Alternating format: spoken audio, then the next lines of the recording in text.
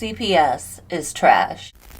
An employee with Child Protective Services is caught on camera telling a 14-year-old girl in foster care to become a prostitute. Let me ask you a question. Do you think it was her mother's responsibility to at least let me know? No. So you don't think it was irresponsible for her mother not to tell me what medicine she's taking? No, I do not. Whatever this medication is might have side effects. We discovered hundreds of American children known to CPS agencies die of maltreatment every year. Well, that may be You're getting true. her empty calories, even if it's There's no calories. It's empty chemicals that you're putting in your child's body. I want to tell. I'm overweight, but I do eat actually as healthy as I possibly can. That's right. State Senator Leah Landrum Taylor tells me she's disgusted, but she's not surprised, and she believes everyone at CPS should be working through the weekend to come up with a plan for change. Children missing from a Houston CPS facility. Good evening, I'm Bill Baessa. How could you be helping her by taking food away? Just think sometimes I feel like I just got brainwashed. The time you spend with her is Well, the time yeah, you spend with that's her. essentially- What's happening the other 6.5 days a week is not your business to question her about. You should not be questioning your child about what's going on at home, what's going on at school.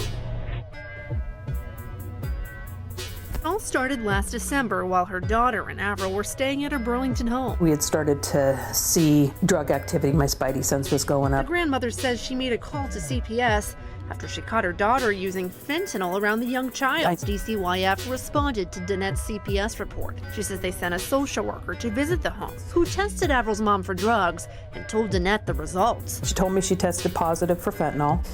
So what good did CPS do?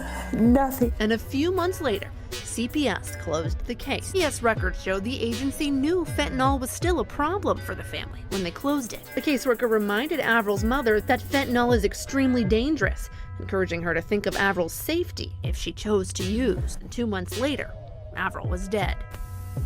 Because you're not entitled to have that information. So it could be Flintstones vitamins, Could be right? Flintstone vitamins, could be Valium, could be birth control pills, could be anything.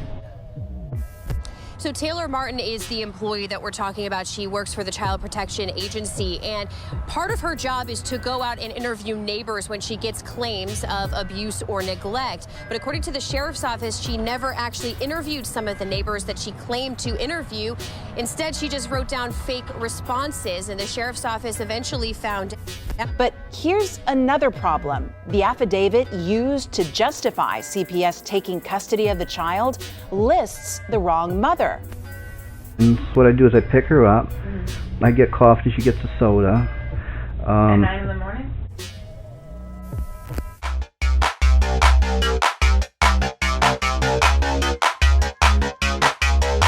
Thomas Justyna Valva. On January 17th, 2020, on a night when temperatures were hovering around 20 degrees Fahrenheit, 8-year-old Tommy Valva died of hypothermia on the floor of his father and his father's fiance's garage after years of severe physical and mental abuse.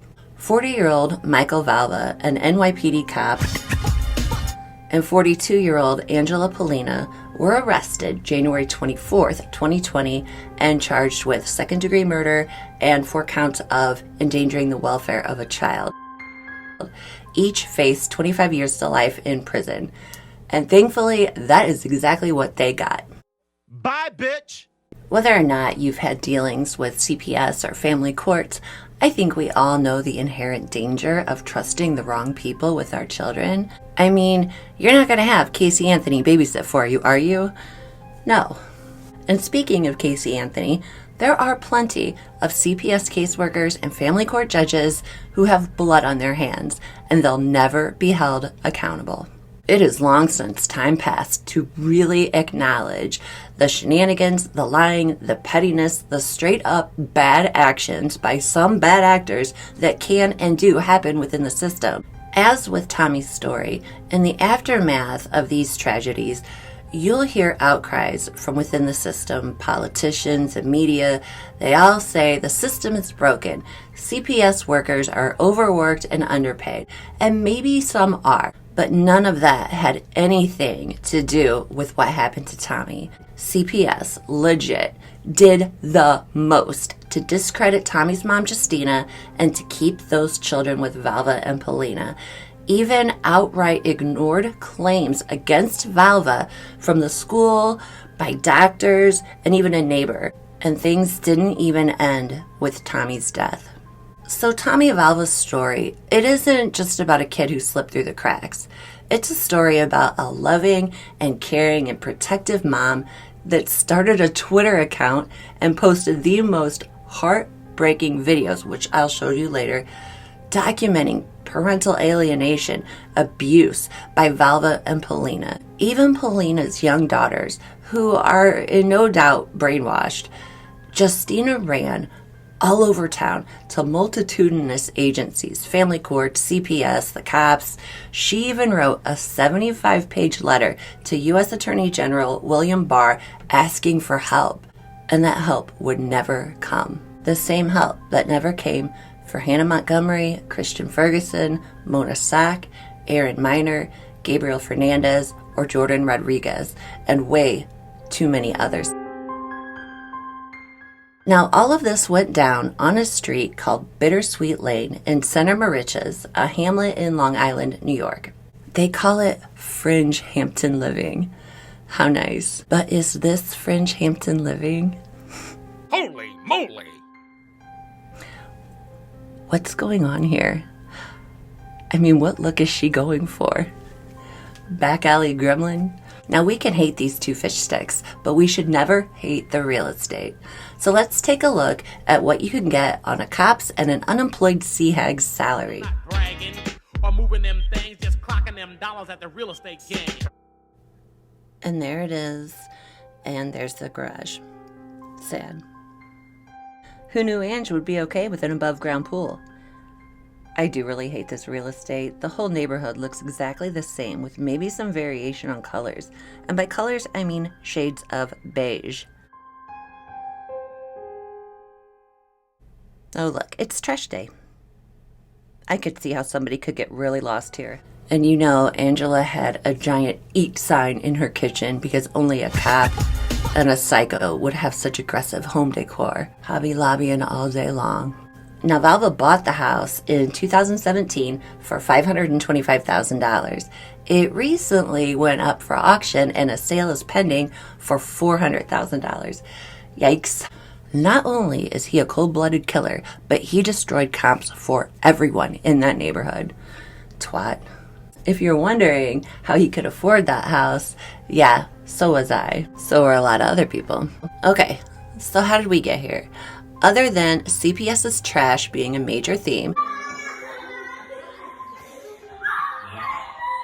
I love you so much. with the underlying theme being, why does CPS have a union? Why do cops have a union? If your job enables you to rain down death and destruction on the populace, you know, the people that pay you, why would you need protection from them? Why does any civil servant have a union? Except the postal workers. The mailman needs a union. They have a lot to contend with.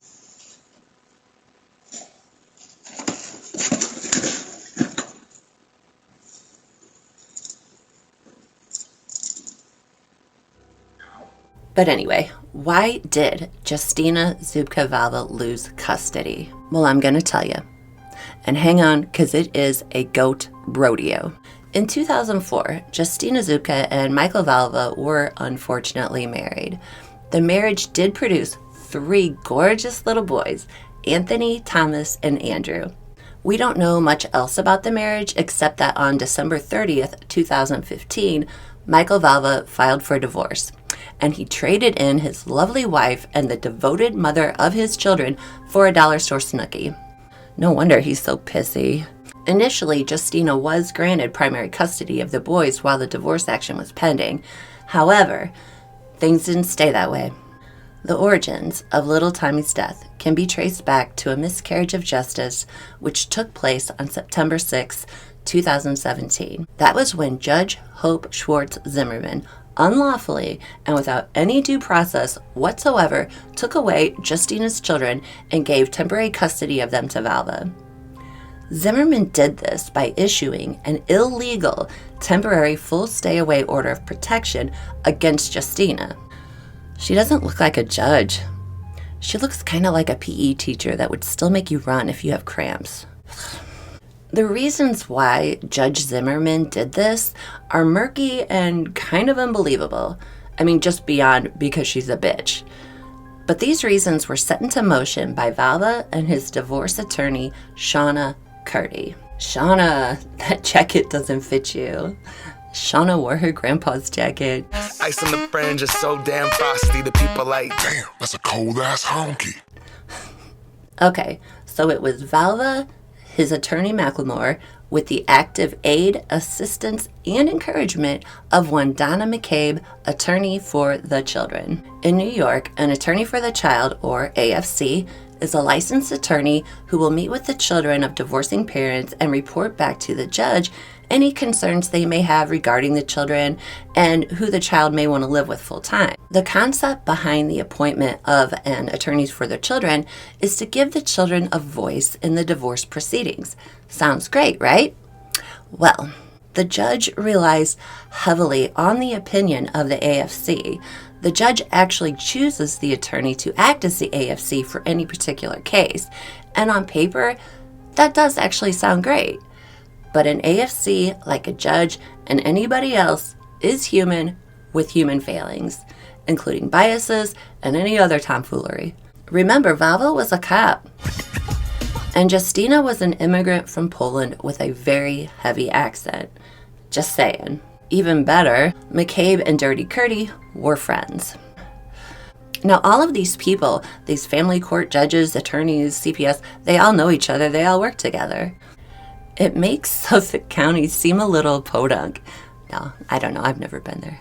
But I do know that I have already seen enough of Hampton Fringe to know that I have seen too much.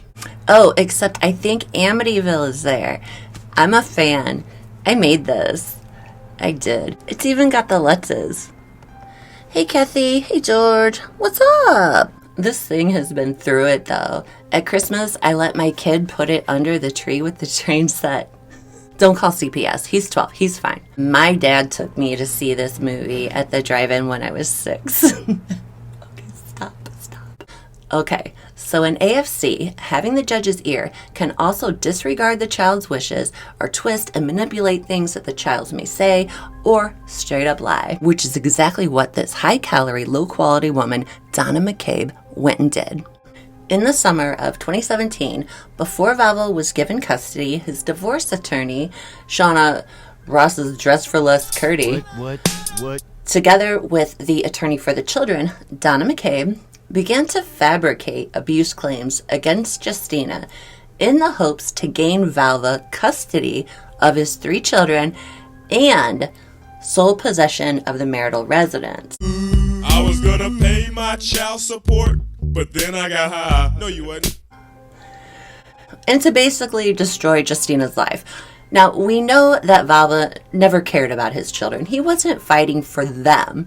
He was fighting for the marital property, and he just wanted to hurt Justyna. Psycho. So Shana, poppin' tags, Curti, okay, I have to be done with that. We'll just call her Dirty, sent a letter dated July 7th, 2017 to United Mortgage Corporation. Now, in this letter, she claimed Justyna would lose custody of the children. And right here is a copy of that letter. Specifically, she wrote, based off of the current situation, Mr. Valva will be receiving close to 100% custody of his 3 children. His kids will be living with him at 11 Bittersweet Lane, blah, blah, blah. Now, Dirty also knew of some highly irregular financial transaction that she should have known or did know or should have had a clear indication that Valva was engaged in some criminal activities or at least had some unlawful sources of income. Dirty had his bank statements in her possession. She was trying to get a mortgage for Valva, which I think is weird. And on those statements were huge deposits ranging from $30,000 up to $130,000 per month. Per month! You know, that looks a little sus to me. Per month. Now, is it weird that Valva's divorce attorney was knocking herself out to get him a mortgage? I think that's weird. This is the picture she's using on her website. She looks wasted. Then she's got the call me button next to it, like, hey guys, I'm a fun gal. Call me. I'm sure they will. Was this a marketing strategy or... I don't know. Maybe that's how they do in the Fringe. And also, how did Dirty already know 2 months prior to the issuance of the temporary custody order dated September 6, 2017, that Judge Hope, drop and give me 30, but your ass belongs to the court. Zimmerman was going to unlawfully and immediately take Justyna's children away from her? I don't know, unless the bitch has ESP. And how did Curti already know that Valva was going to have sole possession of the marital residence at 350 North Corona Avenue, apartment 25, Valley Stream, New York? Well, she knew because with McCabe's full knowledge, consent, and assistance, made false allegations of child abuse against Justyna during the September 6, 2017 event.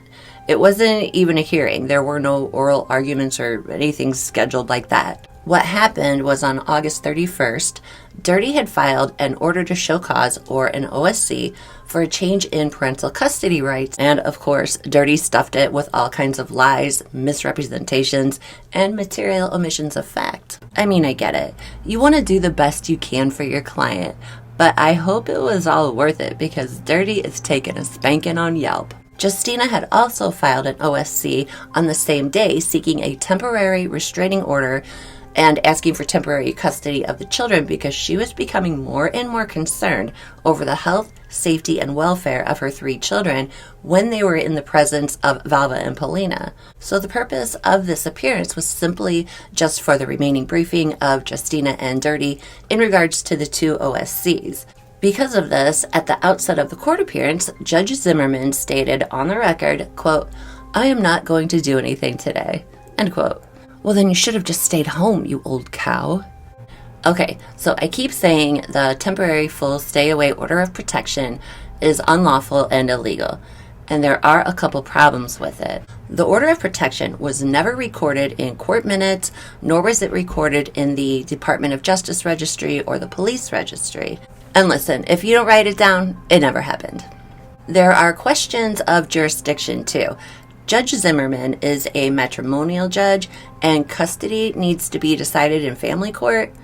That's all very confusing. I don't know. Whatever, that's how they do it in New York. Good for them. There is also no basis for it. Dirty and McCabe, and now McCabe, mind you, was supposed to be there for the children, they kept making these outlandish claims with no evidence. They said that Justyna was mentally ill, that she was hitting the children, and that she was poisoning the boys with some toxic brown medicine. McCabe also said that Justyna hadn't brought the boys to meet with her. Lie, because she actually did, and it had been a really rough situation for those kids. McCabe was grilling them, and they were crying, and it was terrible. She was also court-ordered to take the kids to meet with a psychologist. McCabe claimed that Justyna was refusing to do that, but that's not what happened. Justyna just wanted the meeting recorded, and I don't blame her after what happened with McCabe. It was also said that Valva wasn't being allowed to visit with the children, but what McCabe and Dirty left out was that Valva didn't show up for 29 separate occasions to visit with his kids. 29. Justyna, who is representing herself, which is never a good idea, and I'm not bashing her for that. Attorneys are expensive. Plus, she had this flash drive with like 300 or 400 pieces of evidence. She didn't think that this was going to be a problem. She didn't even know that custody was going to be discussed because it shouldn't have been. Also, during that September 6th, whatever it was revealed to Judge Zimmerman that a previous divorce judge in their divorce case had barred Valva from overnight visits because he had been, quote, taking pictures of his private parts. Penis. Yo, we could light this fire between us. Come with me and touch my penis. Okay. I'm sorry. He was doing that and then sending the pictures to women while he was putting the kids to bed. Like they were watching it. Get your ass out of here. Bad, y'all. Rhonda. Bad. Justyna had also brought evidence that included audio recordings of Valva and Polina coaching the boys and also Polina's girls to speak badly of Justyna, amongst some other really weird stuff that Justyna had later posted to Twitter. And not that this has any relevance regarding the legality of her order, but Judge Zimmerman was just a jerk to Justyna. So you have Justyna, she's an immigrant. She is all on her own in that courtroom, and not just for herself, but for her children as well, because clearly McCabe was behaving like she was Valva's second attorney. So she's not going to know all the exact courtroom etiquette, and she's not really in a position to even be thinking about it. Judge Zimmerman should have known and understood that. I mean, if she knew, like a matrimonial or family court judge or whatever she is, Judge Satan, like this human version of a menstrual cramp, has never had anyone get emotional in front of her in a courtroom. She repeatedly admonished Justyna because, Justyna's representing herself. She kept raising her hand. And every time she did, she was just dogpiled on. Judge Zimmerman even at one point told Justyna to stop talking. Okay. Now I'm going to cut Zimmerman just a little bit of slack. I'm going to look at this maybe from a different perspective. Zimmerman was a victim of mob mentality. She really was. Everyone in the room is going after Justyna like a pack of hyenas. So good old Hope, like the OG mean girl she is, just follows along. No, I'm not a psychologist, but Stevie Wonder could see what's happening here. Zimmerman had lost her self-awareness, she lost her individual identity, which led to a loss of control in her courtroom. At any point in time, she could have went back to what she had originally said about, I'm not doing anything today, this isn't a hearing, but she didn't. She let McCabe and Dirty run the show. Often in mob mentality, your emotions are heightened, you're getting all worked up. You do things that otherwise you know are unacceptable, but if everybody else is doing it, then you're going to do it too. And then, smelling blood in the water, McCabe said to Zimmerman, quote, I believe it might be time for this court to make a change in custody at this point, end quote. And just as it was planned, back in July, back when Dirty wrote that letter to United Mortgage Company, Judge Hope Zimmerman not only gave Valva custody, but she barred Justyna from having any contact with her children. Zimmerman was manipulated, and to be honest, quite easily manipulated to hand over those kids to Valva, and the situation remained that way until Valva was arrested. After the ruling, Justyna had said, quote, you're giving him custody based on nothing, based on empty words, end quote. The transcript doesn't record any response from Hope, but really, what's she gonna say besides, you're exactly right, and I'm a silly old fool? I mean, Hope, you are a grown woman. Actually, you're as old as Moses, and a judge. They played you like a dusty old fiddle, and I hope it torments your soul forever. Man, Hope, that's gotta taste sour. Thomas Valva, a Long Island attorney not in any way connected to this case, summed up Hope's ruling pretty well. He called it crazy, which in and of itself is enough, but he poignantly adds, quote, you're supposed to have hearings on these things, and you're supposed to be able to substantiate with hard evidence which parent should have custody. You have to have a hearing. You can't just shoot from the hip and expect to have a reliable situation. In this case, it was a death sentence. That's what she gave Thomas, end quote. And Hope has more problems than just being a mean old git. The Roving Room is a site by lawyers for lawyers to provide a forum for evaluating judges, but anybody can post there. Zimmerman's rating on the Roving Room by attorneys is a 2.1 out of 10. For non-attorneys, it's 1 out of 10. That's embarrassing. That's your legacy, Hope. I scrolled back as far as I could, like well over 10 years, to read some reviews that didn't have anything to do with the Valva case. The reviews mentioned she was lazy, biased, hates her job, and that one showed up quite frequently in the comments. They said she was politically motivated, arrogant, bigoted, illogical, and unprepared. It was very concerning that it was mentioned a couple of times that she favors attorneys who contribute to her campaign fund. What? Hope. Elza! My dog even hates you, Hope. She also apparently can't read or doesn't want to read. One attorney asked, "Can we give her a reading test?" Another attorney suspects that she reads People magazine instead of Motions. One comment from a litigant that I thought was particularly poignant but also kind of funny was that she had the attention span of a chicken and the power of God. Now, it was also stated that she comes down hard on people who she may find disrespectful or difficult. So no, Justyna didn't have an attorney.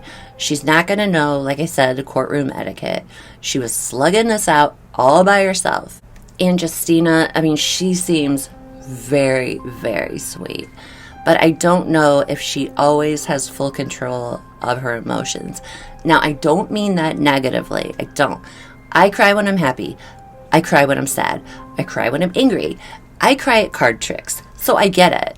It's clear that Justyna wasn't just a bitter ex. She wears her heart on her sleeve, and her heart absolutely belongs to Anthony, Tommy, and Andrew. So this had to be incredibly stressful for her.